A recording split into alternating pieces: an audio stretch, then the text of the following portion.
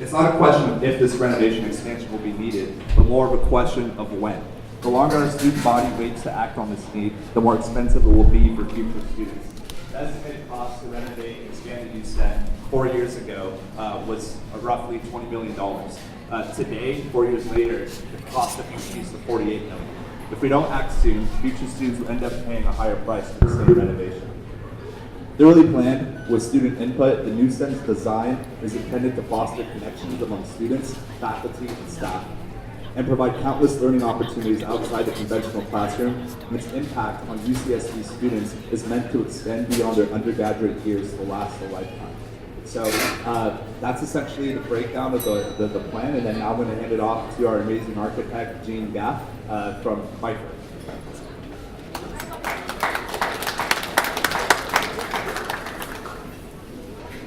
We've had the good fortune of working on the campus for about 15 years, starting way back when with the renovation of the big library, and then on this project alone for about the past 5 or 6 years, working with other students, hearing about what the needs are. So we've seen a lot of change, but we've also seen a lot of spaces that have not gone through change. So what I wanted to do today, if this works, doesn't seem to, is to click through and show you some of the things that we've been thinking about relative to the renovation. This is UCen today. I'm going to ask you to click every time. This is UCen today, and I have to say Gary and Luke and all of the staff here have done an amazing job keeping it as well kept as it is and as up to date as it is. But they can only do so much with the building. So while some of these spaces are great, there's others that clearly need attention. And as was mentioned, when the building was first built, the student population was considerably less than what it is today, and less than what it will be in the future. So not only is there a need for update, there's really a need for more space, more contemporary space, more student study space. So what's missing? What you're going to see here is a result of a number of meetings we've had, a number of forums, and talking with students. So it's not my opinion of what's missing, but it's really what we've heard over the years. And probably first and foremost is the need for 24-hour study space, group study areas, seating areas, just more and more places to sit. We had hoped when we did the renovation of the Davidson Library that would take some of the pressure away. But if anything, it's increased the demand for these types of spaces. So 24/7 group seating. I think just social spaces in general, having a variety of different spaces to hang out, talk with your friends, socialize, or just sit there and enjoy the day. It was mentioned CLAS is a very pressing need, both in terms of the number of spaces, the seating, the technology in these rooms. So the types of rooms and classrooms that could not only serve CLAS, but also student organization space in the evening. And then the Wellness Center. A number of universities today have established centralized wellness facilities. While this campus offers wellness services, they're distributed throughout. So the idea of having a central space here in the building that's really focused not only on physical health, but mental health and stress reduction. On my screen, this finishes up. I do know how to spell bike and center. It just got cut off on the screen. Luke and you mentioned the need for relocated bike shop, so that's part of the plan. And then the innovation makerspace. Now these pictures are of many of your peer institutions, but the idea of a place that you could come that would have 3D printing, digital printing, fabrication machines, so allow you to put into practice many of the things that you've been thinking about and studying about in your class. And then a demonstration kitchen. This could be done in connection with the Wellness Center and a relocated food bank. But the idea behind the demonstration kitchen is to teach healthy living habits, healthy cooking, food days, different ethnic foods, someplace that would be centralized here in the building. And then expanded food bank. I had read, and I believe this is correct on this campus, 42% of the student population is considered, quote, food insecure, and that compares with about 48% nationally. So the need for a food bank that is highly accessible, very visible, and that can accommodate a significantly greater number of students has been expressed as a growing need here. It says connectivity, not time.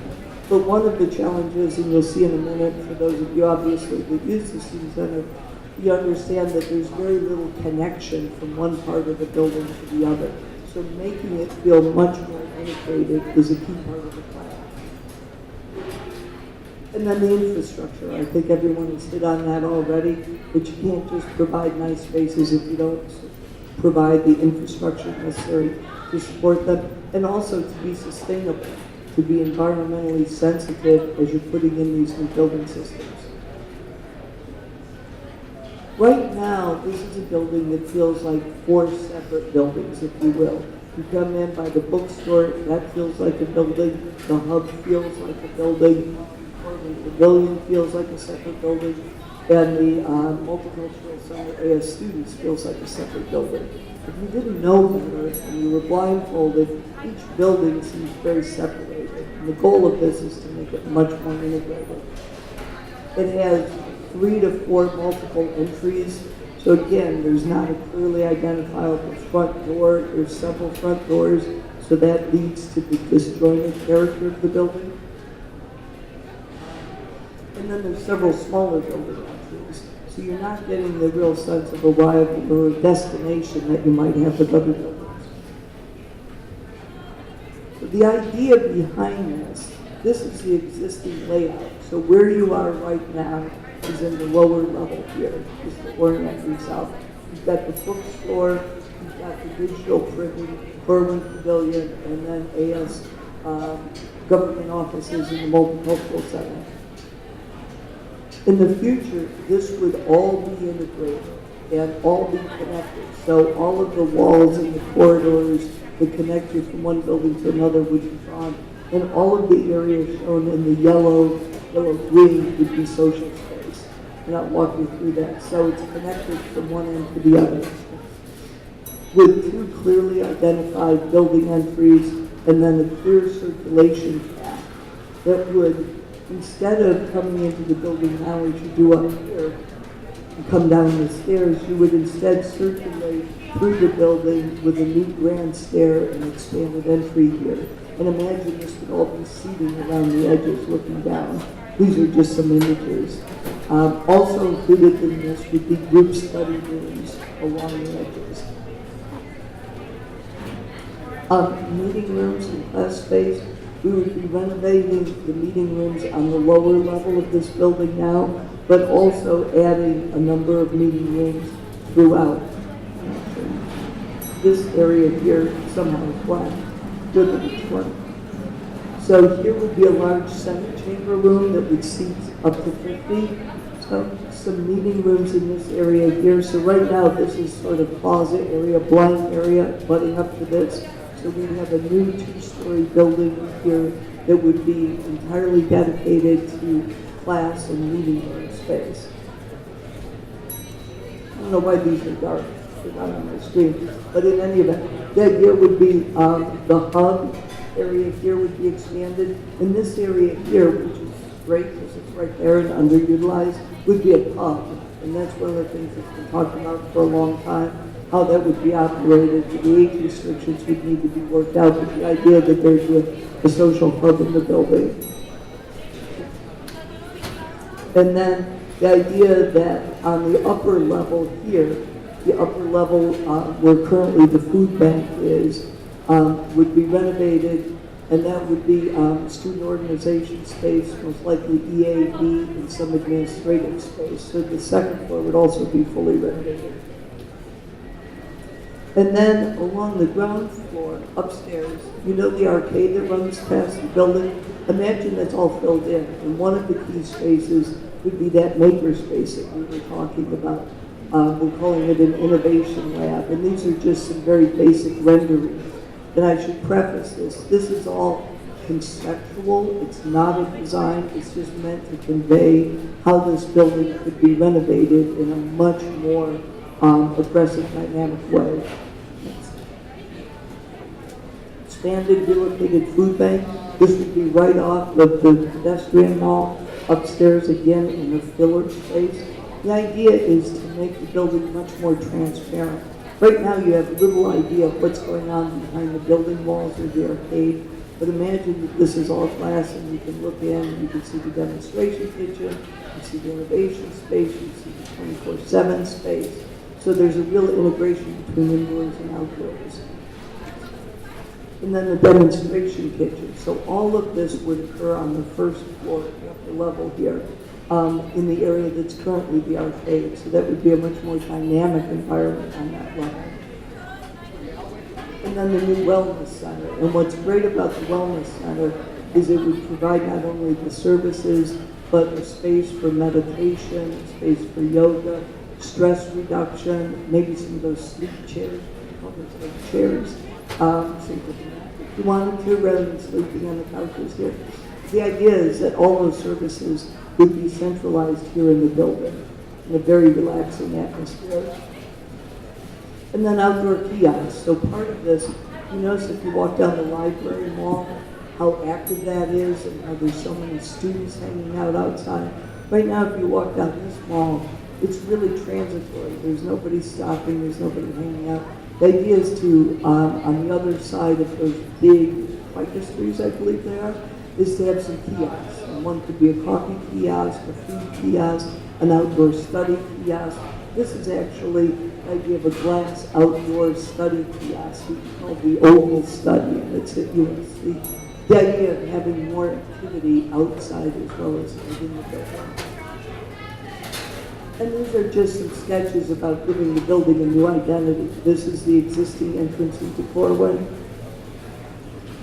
The idea, again, very conceptual of having a new entry feature, the filler building, the kiosks. And then this is the Corwin Plaza area, and then with the new structure, the new building. So it's a concept right now. If it were to pass and move forward, there would be a whole nother level of confirming everything we just talked about, confirming the design. So this is really meant to represent what could happen, what could be, based on all of the input we can see. Now with that, I'm going to tell you two things. One is there's snacks over there, and those snacks are for you. But we have a 2.5 minute video, but why don't we play that first? Have snacks, and then come back for Q&A.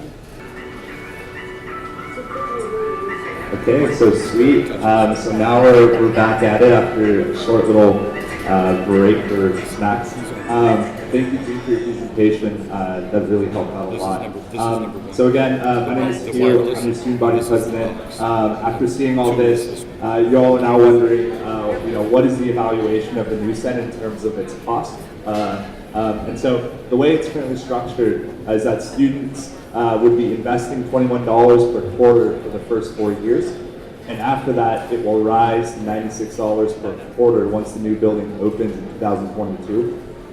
It's possible that the fee will be less depending on final project costs and potential large donations. And after 30 years, the fee will expire. Additionally, we have solidified a partnership with the UCSB Office of Development, which is the branch of the university responsible for large-scale fundraising and finding donors who care about our campus community. They're developing a fundraising plan to identify and secure donors for this project, which will hopefully largely offset student fees. For system-wide and campus policy, this fee includes a built-in almost 30% return to aid component, meaning that there will be nearly $55 million in financial aid being returned back and generated from this fee and returned back to students who are eligible. So even if the plans to create a NewCen aren't approved by students this year, it's likely the current UCen fee will need to be increased in the near future in order to fund additional repairs and improvements beyond the next 10 years. Currently, students are paying roughly $42 per quarter into the university center. And so if we were to extrapolate that out for 30 years, students would be paying close to $65 to $7 million into this current facility as it is. This figure does not include unforeseen maintenance and repair costs that arise. This is money that future gauchos would pay towards a building that is already outdated, unable to accommodate growth, or keep up with modern technology. Leaving the UCen as it currently stands will still require investments from future students. But this is really important. But the value of those dollars will be much lower when compared to dollars spent on revitalizing and expanding the facility. I'll repeat that again. Leaving the UCen as it currently stands will still require investments from future students. But the value of those dollars will be much lower when compared to dollars spent on revitalizing and expanding the facility. Previous generations of UCSB students contributed to the many beautiful facilities we enjoy today, such as our RecCen and the SRB. And in that same regard, we have this unique opportunity to create a NewCen that future generations of students can use and enjoy, and that all generations of gauchos will be proud of. Again, it's not a question of if this renovation expansion will be needed, but more a question of when. The longer our student body waits to act on this need, the more expensive it will be to future students. As I repeated earlier, the estimated cost to renovate and expand the UCen today is $48 million, more than double what the estimate was just 4 years ago in 2014 when Jonathan Abood had led this initiative. If we don't act soon, future students will end up paying a higher price for the same renovation in the future. So that's it. We're now going to open the floor to Q&A. And then we have this cool Catchbox microphone that we can just toss at you, and you can start asking questions. So raise your hand. Don't be shy. If you have any questions, there are a panelist of experts here who are all involved one way, shape, or form with the project. So thank you. Come on, who's going to be the test case with the box? I can't believe no one has a question. There you go. Good, let me throw. Ready? All right, so my question concerns the finances. You said that the estimated cost is going to be $48 million total, but then you also say that the fees are going to increase after 4 years to $96 a year for 30 years. So just doing the math there, if the population stayed at 25,000, which is projected to increase, that brings in $72 million. So why is there such a big difference in the fees, the money that the fees are bringing in versus the cost of the renovation? So the way it's currently proposed, it's $21 per quarter. This is so funny. $21 per quarter for the first 4 years. Per UC policy, students cannot actually be paying for the entire facility unless they actually use it. So that's why there's an increase to that 96 once the new building opens. But per system-wide policy, they are allowed to pay for the architectural design and program phase of the building.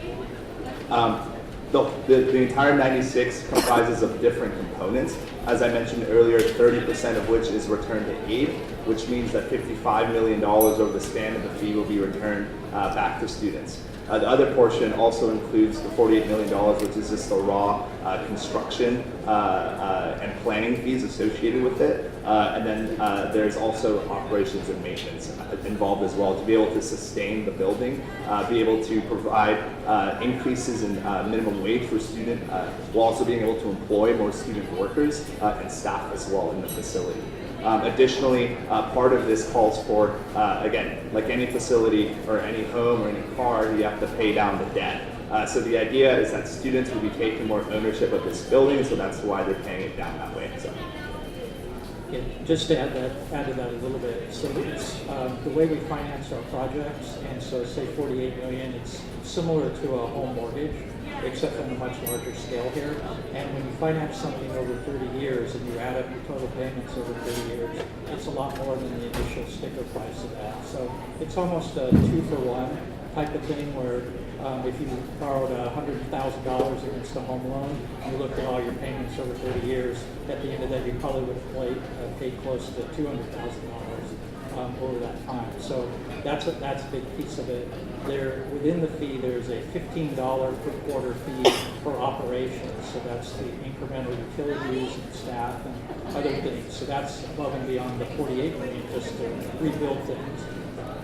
And then there's the 33% return to aid component that gets added on top of this too. So that's why the 48 turns into a bigger number when you do the math that you were doing. Who else has a question? All right. Adding on to that question, so say the economy tends to get it, if inflation and things were to go up, would that amount that students have to pay, the 96 or whatever, after 4 years, would that also possibly increase, or is that a highball number?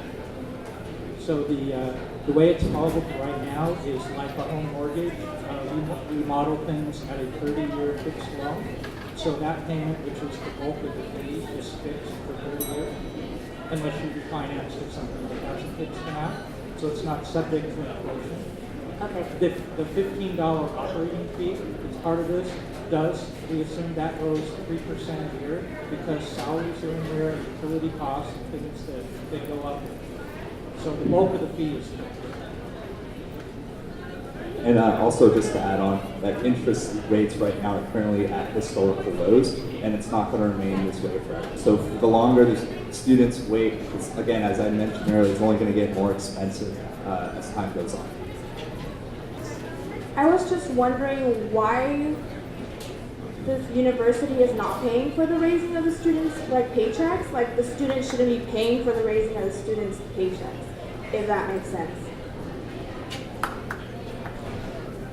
So again, we have done our best to partner with Office of Development regarding soliciting donations from large-scale donors. I myself, as a member, as an ex officio trustee of the UCSB Foundation, have been in communication with trustees, with Office of Development regarding a fundraising plan, developing a fundraising plan to offset and defray the total cost for students.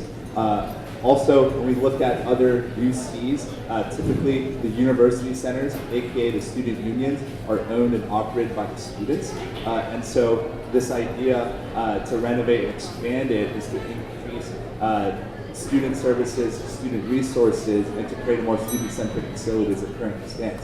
You walk around the building now, there are so many retail shops, and students don't have a reason to come here outside the first 2 weeks of the quarter when they just use the bookstore, or when they come to Panda Express at 12 o'clock.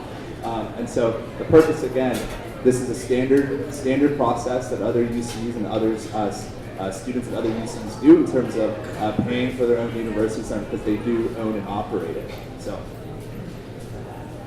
If I could add to that a little bit, a lot of the operations on the campus are either state funded or non-state funded. This happens to be built into salaries that's non-state funded, which means it's paid for by the user fees. So the auxiliaries like parking and housing, that any cost, those costs are borne by those operations. So any costs of salaries for students or staff are going to be borne by the university center in some way, shape, or form. There's no state funding for that. I just had a question as to which donors specifically you have spoken to and how much money you have already raised. So actually, we already raised $2 million from on-campus equities, which reduced the cost of the project already through the bike shop. There is a fund and reserve in place that students had voted to reaffirm every 2 years because the bike shop is in a temporary location. That site is set to be demolished because it isn't identified in the long-range development plan of the university, and so it needs a new permanent location. And it remains as one of the most accessible and popular features. In terms of donors, they typically come in again during the design and programming phase, which is what happens after the fact when the elections occurs. Again, I've been in several conversations already, and that there is an effort and there will be a plan formulated. So. Hi, my name is Sarah. I am here, actually I'm an advisor for the bike committee and they couldn't be here today, but the question they had that I wanted to bring up was, it looks like the location of the bike shop, I know it's addressed, is more over near the parking lot side. And so their major concern about that is there's a bike path that goes kind of from the library and stops near that area, but it stops there. It doesn't go past housing, and the bike shop is one of the most bike congested places on campus. And so right now, without a bike shop there's a lot of bike traffic going on the road from housing up to this bike shop. I see people in that area crash all the time. And I think if your concern is you're adding significantly more bike congestion in that area, what else is going to be done outside of the building project to make that whole area safer for bike traffic or reduce car traffic? I'm nodding yes, because you're right on all of those. That location is, I would say, semi a placeholder, but in order for that location to work, we would need to make other improvements from the bicycle system wise to pass all the things that you just mentioned would need to be part of a campus-wide improvement to make that bike shop work in that location. It's not a fixed location in the plan. All we know and all we've heard is that there's an interest in bringing the bike shop into this building. And since it's I should preface everything. This is a 30,000 level plan. It's just to show that everything that we've heard can be accommodated, not necessarily in the locations that we've shown. So it requires, without a doubt, further study. But we do want to accommodate it from what I've heard in this building. But it has lots of implications that have not been worked out. What would be the process after, if this fee passes, what's the process then for making those accommodations and determining that? If the fee passes, the university will go out with what's called an RFP, a request for proposals, that solicits different architectural firms to submit their qualifications. Mark, I'm going to have you correct me if I speak out of turn. An architect will ultimately be selected, and they will go through a whole series of student forums, student groups, meeting with the bike people, meeting with everybody that would be included in this building to confirm their space needs. Like, we've got enough square footage, what do you want to do in that space? And then there would be new concept designs developed. So this is like pre-design. So it's probably about a 6-month process to get there. So this is not by any means the end. It's almost the beginning. But the first step is to get it passed so that that level of study can actually get done. So, assuming that this is passed, the first thing, the chancellor will appoint a building committee, working with the Office of Budget and Planning, and that building committee will represent all the important constituents, people who have a value in the project and see the project done right, and the ability to give feedback. So, I think as Gene said, this is really, really early on. It's really trying to give people an idea of some of the possibilities. It's not necessarily fixing all those possibilities at this point, because that will come through further discussions with perhaps even a different group of students, perhaps even a different group of administrators as time goes on. I was just wondering if other buildings on this campus have been renovated in this way in the past using student fees, or if this was unprecedented. The original UCen project that referenced at the time in 1994 was actually renovated in UCen background.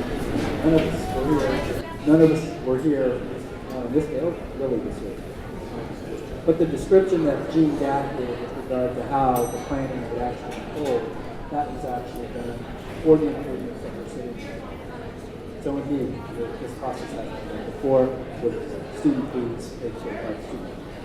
Just add on to that, the RecCen as well was done that way, and so was the SRB.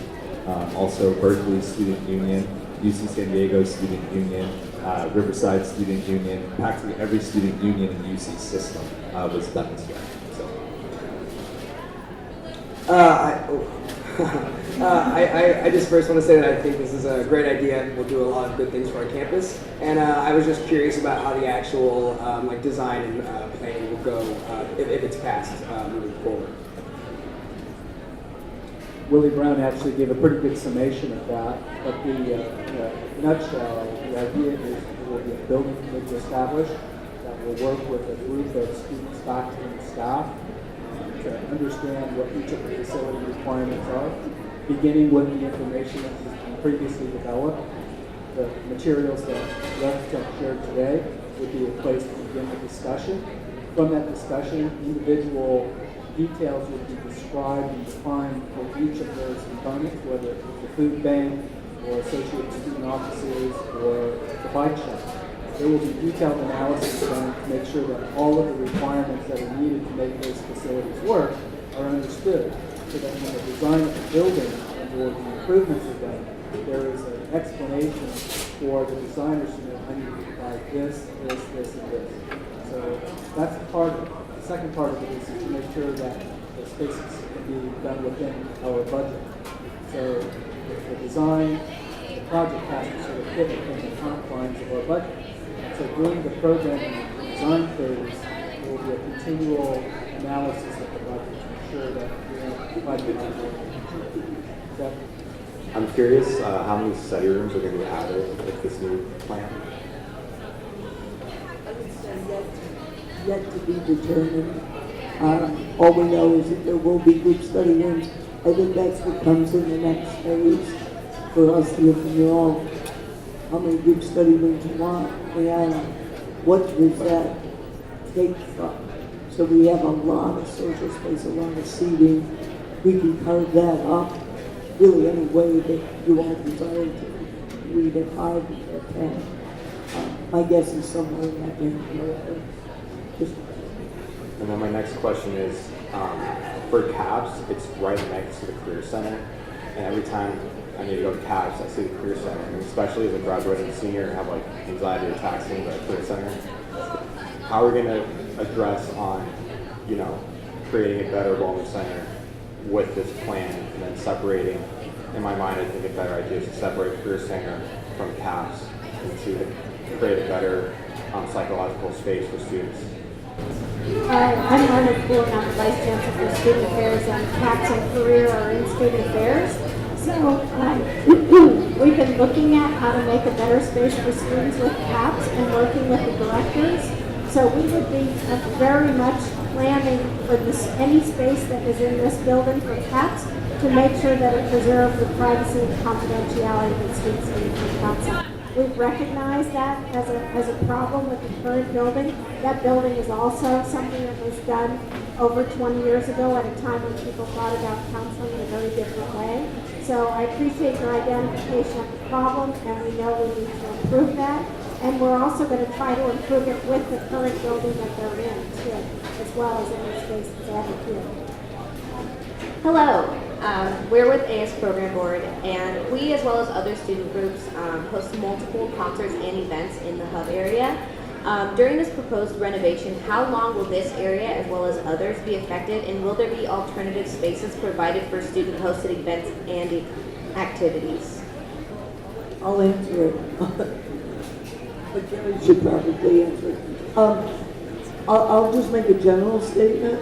What we need to make sure of as we're doing the renovation is that the activities and programs that currently take place here, including the food, are addressed in some way so that you're not down for 2 years in that way.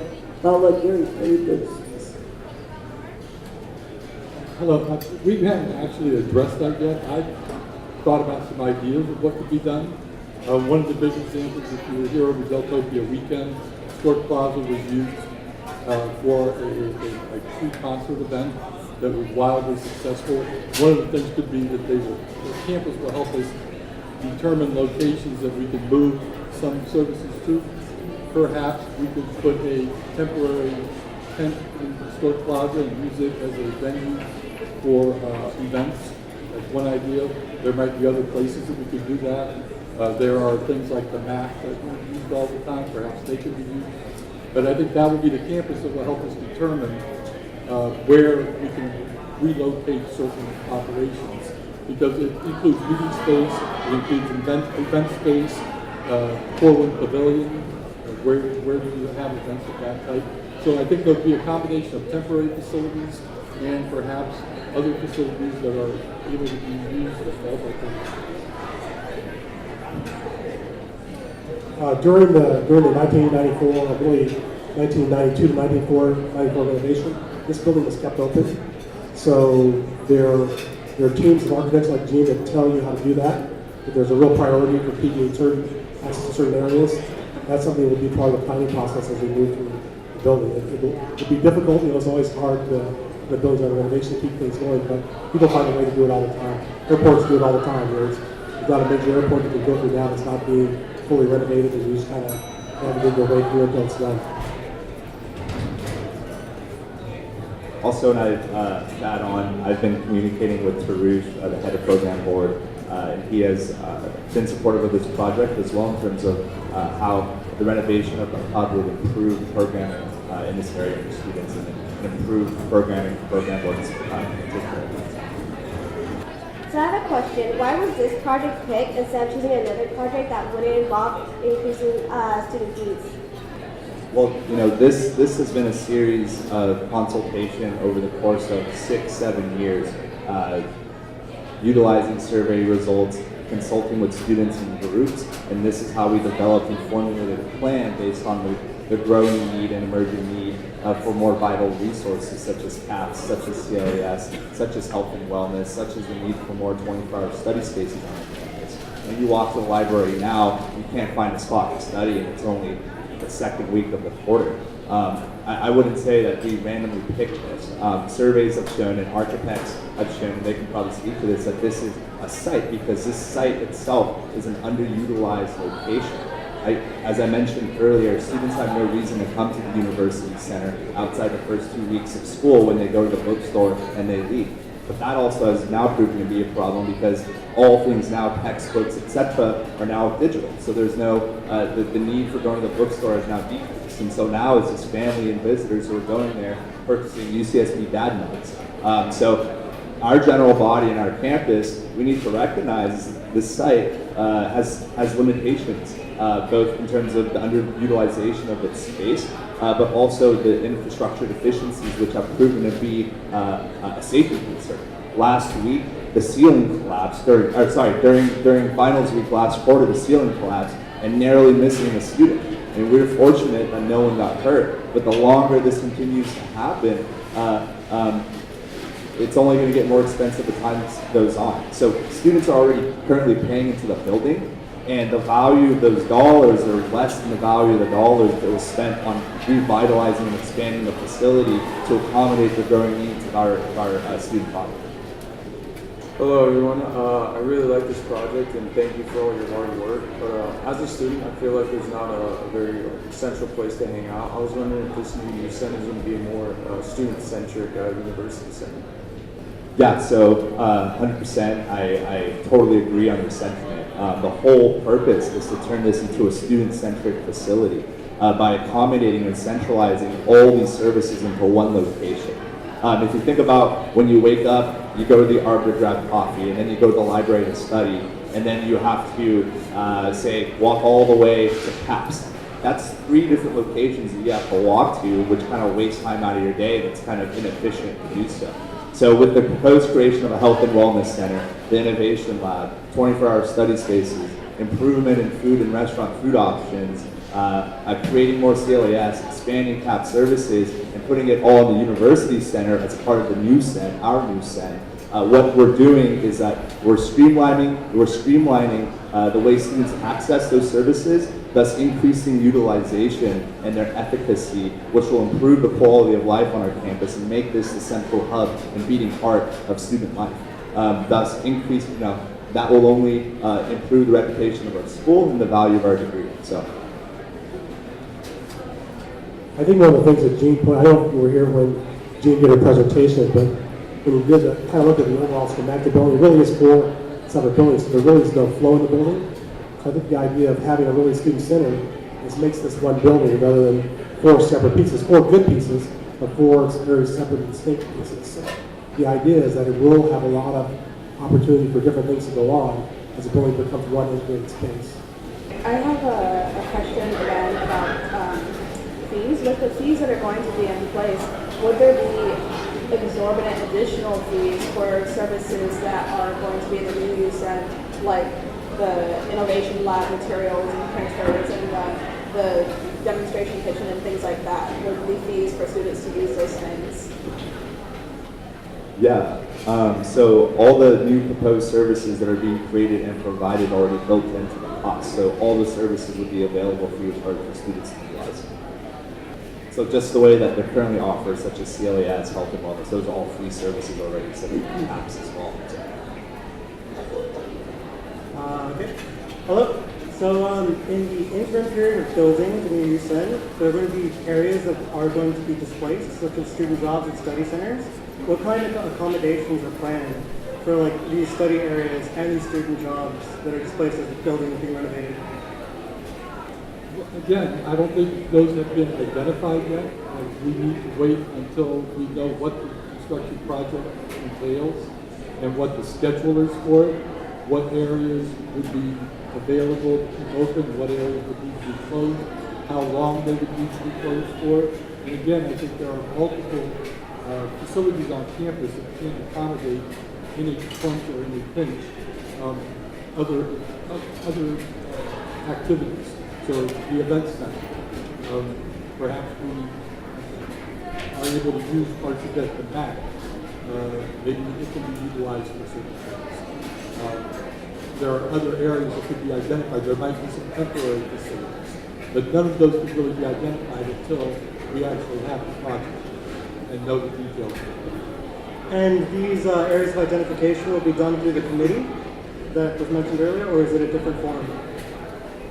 When the project is being developed, there's a phasing analysis that is done with the architect and with the client. And the intent is to understand which areas can be developed and renovated at which time. The intent would be to be able to coordinate with those organizations that could be impacted by the renovations, provide a heads up in terms of the schedule, so you would understand how long, as Gary was suggesting, how long you could be impacted or delayed in terms of being able to do your work. And that way one is able to figure out how to stage their staffing over a specified period of construction. I would point out as another example, the Davidson Library, which is the Pfeiffer Partners Architects were the designers for it. That building stayed in occupancy continuously from the time it went under construction to the time it was finally finished. I think the idea would be the same thing. In a renovation that could be as large as this project could be, it wouldn't be all done all at one time in one place. So the intent would be to try to understand which things are important to keep open for as long as possible and deal with those on an incremental basis. Is that sufficient answer to your question? I think there might have been a second part of your question that was about student jobs. So our group, our auxiliary group, is the largest employer of students on the campus, and we have a number of jobs and a number of facilities and venues. So we always try to do our best to keep all our employees gainfully employed somehow in some other part of the operation. So we have the ability to kind of flex to make sure everybody still has their job and still can make money.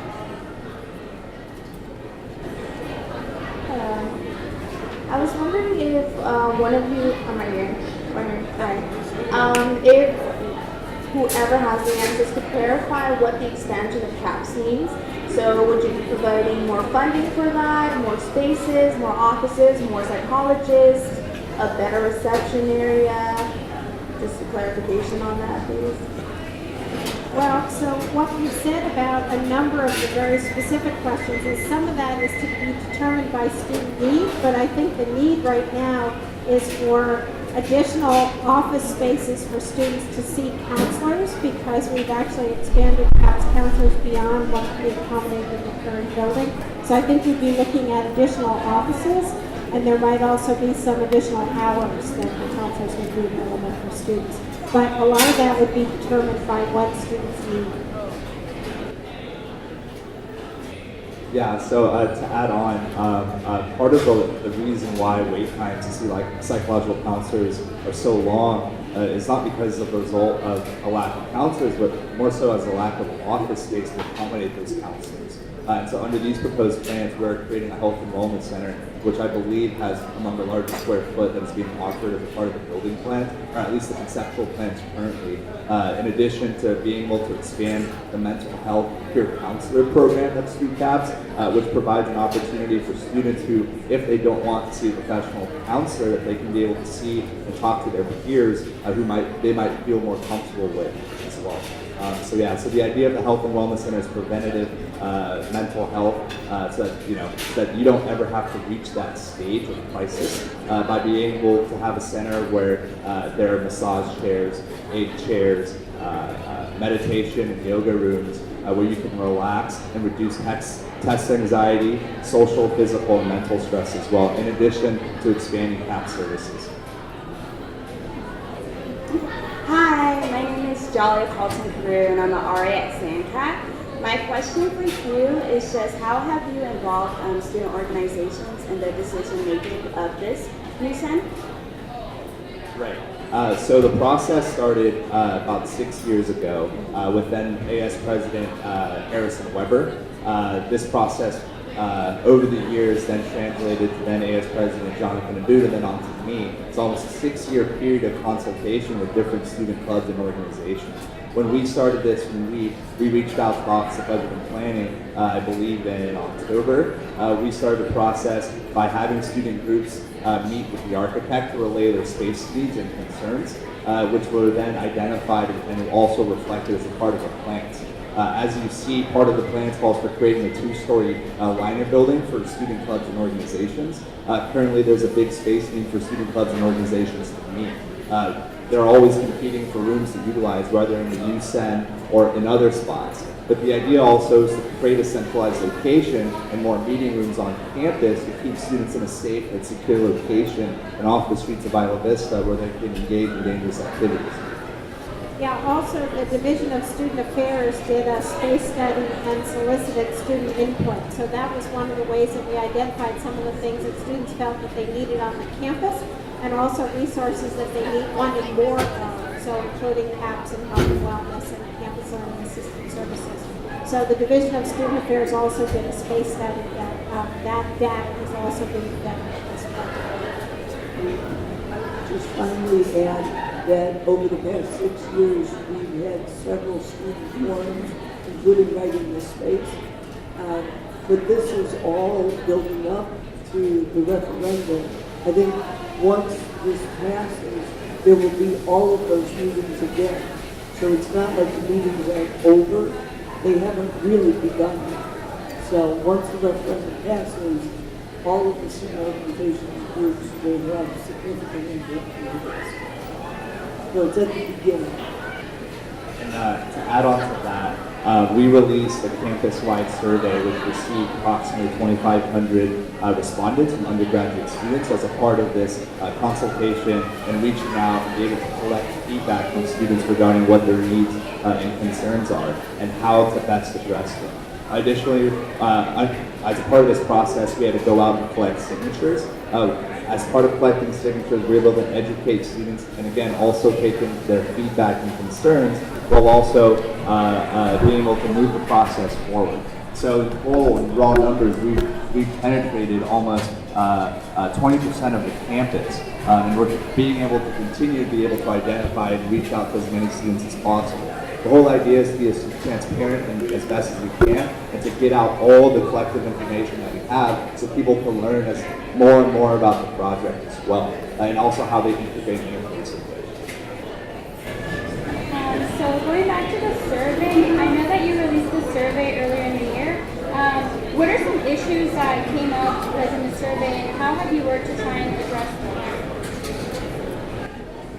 Right, so again, we haven't formally closed the survey yet, so we haven't done a full analysis of the results. The idea is to be able, because we left the survey open, to collect as much input as possible. So the results are students who keep responding to it. They keep on responding to it. But kind of the preliminary trends that we saw was that the more students find out, the more information is out there, the more it helps guide their decision to actually be involved in the process and the project as a whole. Students are very supportive of it, as seen by the fact that 3,500 students signed on to the petition and put this on the ballot. So there's a lot of enthusiasm, a lot of energy regarding creating a NewCen so that we can all benefit and enjoy and create an elite world-class facility that students of tomorrow can benefit from. Okay, also follow up, you mentioned the signatures. there was an article in the Daily Nexus that talked about signatures and how perhaps the way that they were collected were not the best. How would you address that? So first of all, any concerns were then referred on to elections code, which they then dismissed because those allegations were in fact unsubstantiated and not have any truth behind it whatsoever.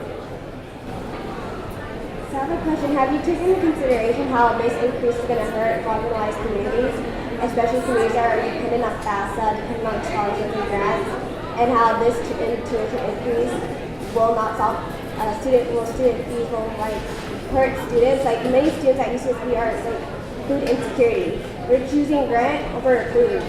So I don't understand as to why this increase is happening with these students and you're not asking them to see. I myself am a person of color. I also come from a marginalized community. My dad makes $9 grand. I'm raised by a single father. He cuts hair in Davis at some shop where you pay $13 to get a haircut. He makes about $9,000 a year. I actually, as your AS president, I actually use food stamps. And so I myself face financial struggles.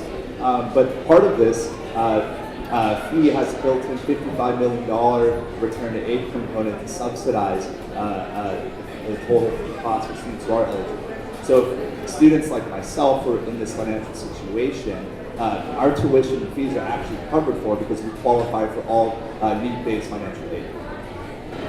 I would just like to know, in the presentation, you mentioned that there would be a hub in the UCen, and I'd like to know why that was identified as one of the needs, being that IB is right there, and you're trying to get rid of the party reputation, and yet you want to put a bar on campus. Right, and I think you raised a very good point. The idea of the campus pub was generated 6 years ago off of the surveys and input that AS President Harrison Weber had engaged in. You raised a good point. IB is right there, but IB also is a lot more dangerous than having a safe and secure centralized location on campus where students can do so in a safe environment and have security in place and having a controlled environment with proper staffing to be able to make sure students are okay. The idea of the hub is to be able to have staff, student, and graduate student collaboration. So non-traditional students, graduate students who are older and need a place on campus and socialize and collaborate with their peers and debate, socialize, etc. I think part of the process too is that students 2 years from now may disagree with that. They may say, that's not what we want to do. So I think there's a lot of flexibility. And again, what was presented to you was a lot of ideas. The ideas have been collected over a lot of years, and I've been here 30 years. So I've heard all the ideas. I went through the last renovation. I remember when Harrison first started, they were actually going to do a liner building, Parking 22. That's how this all started. They decided that they wanted to really kind of synergize their efforts and focus on a university that already existed, and the efforts and costs were better applied to this building. So I think that's again, it's kind of iterative process. Students will tell us the direction that they want to go in, what they want their money spent. Hi, as president of the entrepreneurship organization on campus, the most important thing to me is that students have space to collaborate. And I just wanted to see, I noticed the innovation labs, I just wanted to see, is there any cost to students, how would that work, how big would it be, and the location in the new UC. So you brought up a really good point. UCSB tends to have, well, UCs in general are very research focused and it's very theory based, and there's not a lot of practical application in the curriculums or the learning environments that we're a part of. One of the drawbacks of UCSB, although the TNP program is a very great initiative and endeavor and they're growing expansively, is entrepreneurial minded students who don't have a business major who cannot get into TNP classes because TNP is very impacted and competitive. So the idea of the Innovation Lab, it's actually going to be about 3,000 square foot under the proposed conceptual plans to have a space for entrepreneurial-minded students or students who just want to explore any ideas that they have and have the appropriate machinery, technology, arts and crafts, wood shop work, etc., while also being able to have staffing such as faculty help provide guidance that they can take their ideas to the marketplace and help provide this experiential sort of learning that UCSB, in my opinion, UCSB somewhat lacks. I know Luke is an engineer and he can probably add. yeah, I can't really speak to so much of the funding aspect that you talked about. But I mean, I can just say, as a student at UCSB that has a major that's really brought around creation, they have these, they have labs where you can build things. They have a ME machine shop in the arts building, and they have electrical labs and engineering buildings. But when we're talking about collaborative spaces, they are very separated. As I said, mechanical engineers go to the machine shop, electrical engineers go to the electrical shop, and it's not really that much of a fine collaborative space, especially if you have the entrepreneurial aspect of having maybe people who are econ majors or financial statistics majors, things of that nature. So the Innovation Lab really just kind of brings all these types of different types of people with different majors and backgrounds together and provides them a space where they can really just try to work on things that could expand past graduation and go on in the real world.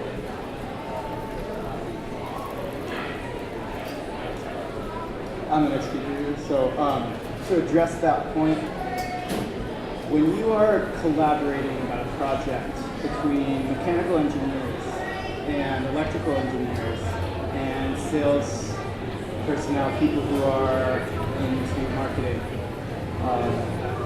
the marketing and the mechanical engineers and electrical engineers don't all need to collaborate with an electrical workshop and a mechanical workshop all in the same space. We were talking about blueprints, you're working on whiteboards, you're sitting around a table, and then you go into the machine shop and the electrical shop and make the prototypes in small groups, and bring the prototypes back, and then you look at them together, and then you spread out again.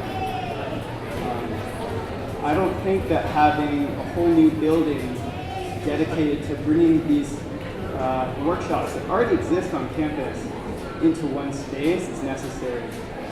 And I do think that the points about limited space might be a little bit misled.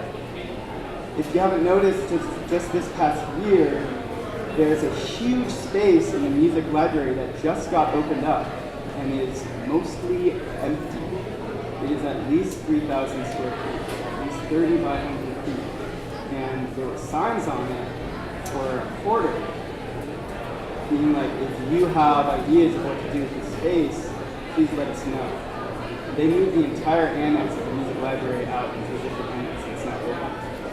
So I see no reason why we need to build a whole new space to set up collaborative zones when we already have open space that we don't know what to do with on campus already here waiting to be optimized for these kinds of collaborative zones.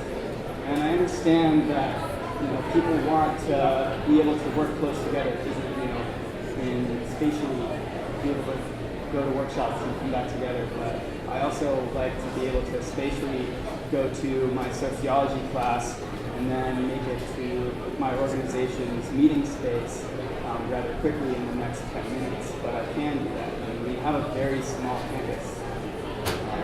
I'm from Santa Cruz, and UCSB has a sprawling campus. And they can still function. So, that's my first point. My second point is that I think that in addition to the university's small size and proximity to a thriving social scene in a warm community nearby, I don't think we need a pub on campus, especially if we can order beers right here after hours. Thirdly, I would say that if we are going to renovate the UCen, from an environmental perspective, renovations should be minimal in order to improve the footprint of this building. If it's a problem of poor insulation that has net energy losses over the long term, even when incorporating the energetic cost of adding construction renovations, heck yeah, please renovate the building to add insulation. But from what I haven't seen any environmental impact assessments of this building in the report. Actually, I'll take that back. Honestly, I haven't looked through the report. I'm super busy. But if there are environmental impact assessments with the report assessing what the renovation will be through it. Can you highlight that for me right now?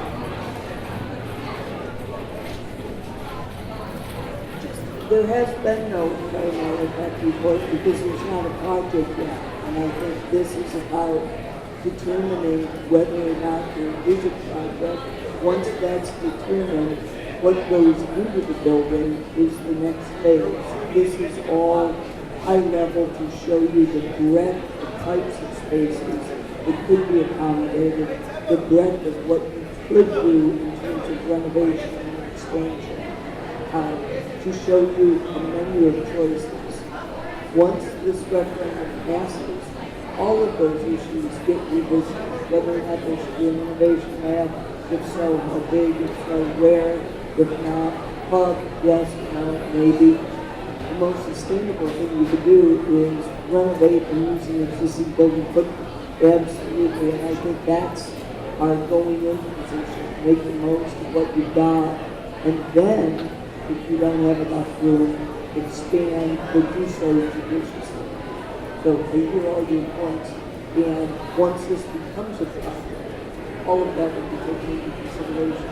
They're all very good points. It's just, it's kind of a chicken and an egg. We have to put something out there for people to react to, but not take as a design. And that's the challenge we have as architects all the time. Put something forward that shows possibility, but then everybody says, assumes that it's a done deal. It's just the beginning. All your points are very valid. Thank you. Yeah, I would like to disagree with your first point about the need for an innovation lab. Who is the gentleman that had asked the question right there?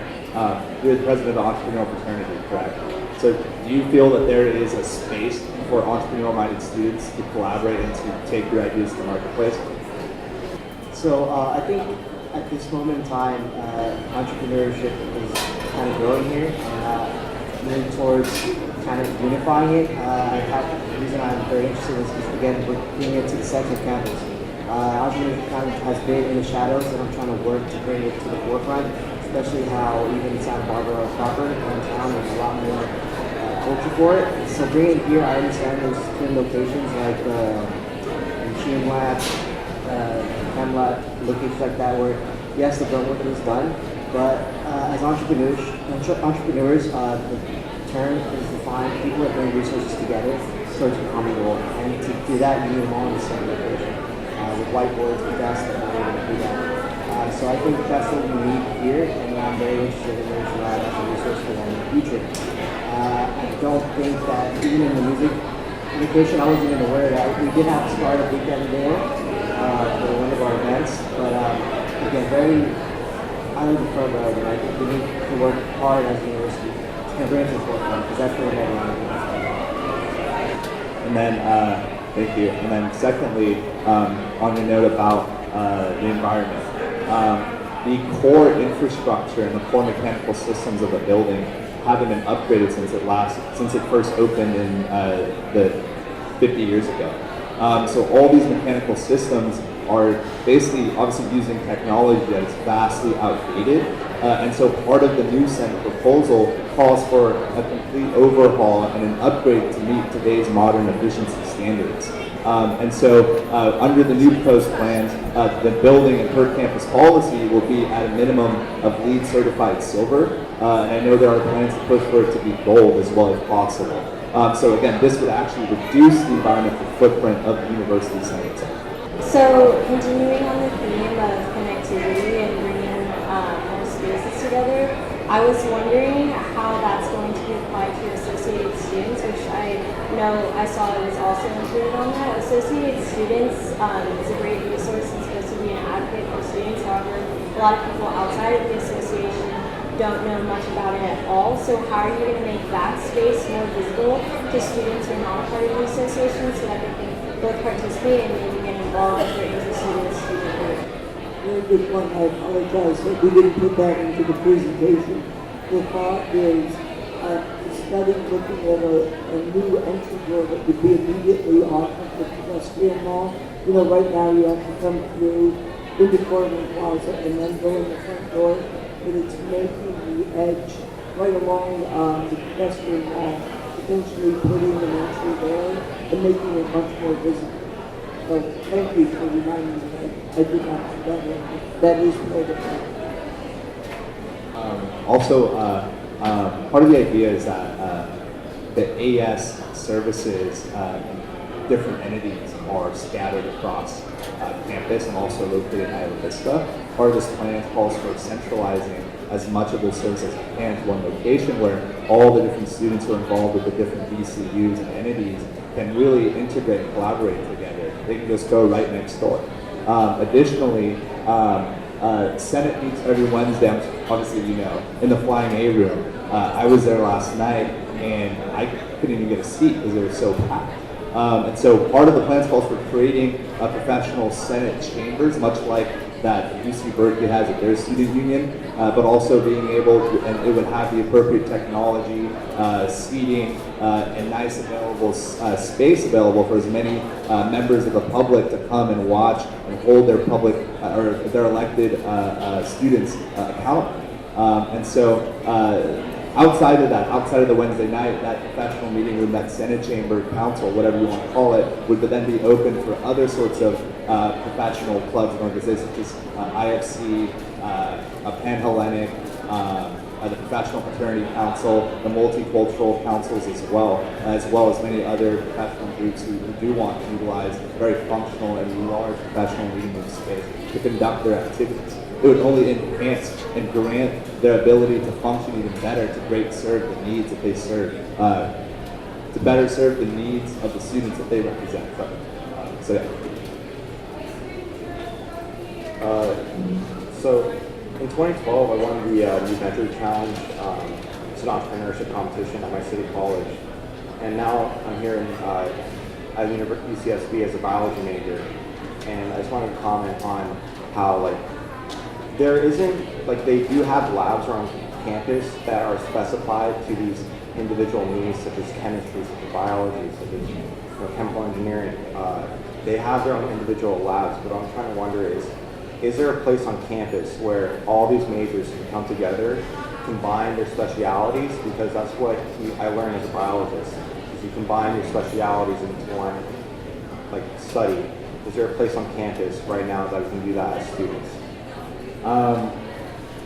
So the answer to that is no, which is why we're proposing the creation of an innovation lab. Going off the precedent that other elite universities have already done, such as MIT, Harvard, Brown, USC, UC Berkeley, they all have innovation labs in spaces like this that integrate technology and machinery into one location to allow for these collaborations to happen. UCSB, the TNP program does have a new venture program competition, which kind of helps bring this together. Unfortunately, outside of that, there isn't a space for students to utilize it. There is an incubator now in Mosher, but that actually isn't guaranteed for students. TNP has opened that incubator space out to the general broader Santa Barbara community. And so now that space is not being occupied by student entrepreneurs, but by entrepreneurs in the outside Santa Barbara community who have no ties to UCSB, which is very unfortunate. So it's very needed that we have a space like this, such as the Innovation Lab. So I know that it's been mentioned and brought up before, but I wanted to just bring about an answer in this one question is that this seems like a really wonderful project and there's a lot of pros to it. But again, the biggest concern is the fact that it's going to be raising student fees. And I just really wanted to know if there was any way, either now or in the future, for this project to ever come about if student fees were not going to be a part of it. Would student fees always have to fund at least a part of this project? So again, this is my own personal opinion, and I cannot predict the way that students are going to vote in the future. Based off of the deteriorating university center now, and for example, the ceiling collapsed during finals week, which almost narrowly hit a student, but luckily it didn't, proves that this building is rapidly deteriorating. We as students currently pay $42 per quarter into this building. So if you extrapolate that out over 30 years, it's almost between $67 and $75 million. So the money that's spent on this current building, the value of those dollars are worth less than the dollars if it was worth spent on revitalizing and expanding the facility itself. And also, again, we have solidified a partnership with the UCSB Office of Development. And so typically, again, I don't want to be dishonest with you. I can't give you an exact figure in terms of how much would be raised. That would be dishonest and just not genuine of me to do that. But there is a fundraising plan in place, and I've been using my position as an ex officio member of the as an ex officio trustee of the foundation to communicate with the chair of the trustees, communicate with the associate vice chancellor of development regarding having a plan in place once this comes through. So we've been in constant communication. Sweet. Well, awesome. So we'll still be floating around. If you want to come and talk to us individually, we have experts from budget and planning. We have the architect. We have student affairs, the university center, and AX representatives up here. So we're going to be floating around. If you'd like to come and ask us individual questions, we're willing to accommodate you and answer you to the best of our ability. Additionally, you can also reach out to us via email. So come up and get that contact information if you want. But I'd first, again, like to thank everyone for coming and attending to this town hall. Your input, your questions, your feedback, we greatly appreciate it. It's important to have these sorts of discussions. Going door to door, going club to club, hosting town halls. Events like this is a great way to integrate the community and listen directly, face to face, one-on-one, and be able to have these over-the-fence conversations that we typically normally wouldn't have, and talk about the concerns and the needs of our community.